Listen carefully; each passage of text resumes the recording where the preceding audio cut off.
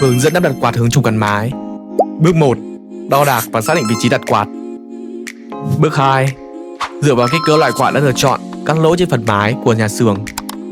Bước 3. Lắp đặt xà gồ phụ vào vị trí. Hàn cố định xà gồ phụ vào xà gồ của nhà xưởng.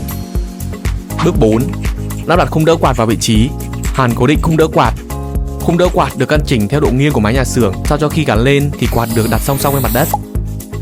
Bước 5. Hàn thêm gân tăng cứng cho khung đỡ quạt. Hàn cố định tăng cứng vào xà gồ phụ. Bước 6. Đặt quạt hướng trục gắn mái vào vị trí, kết nối với khung đỡ quạt bằng bu lông và đai ốc hoặc bằng vít bắn tôn để cố định vị trí của quạt. Bước 7. Lắp đặt bộ phận che mưa cho quạt. Tấm che mưa được chia thành 4 phần, căn chỉnh theo độ nghiêng của mái nhà xưởng. Tấm che mưa được cố định vào mái nhà xưởng bằng đinh vít.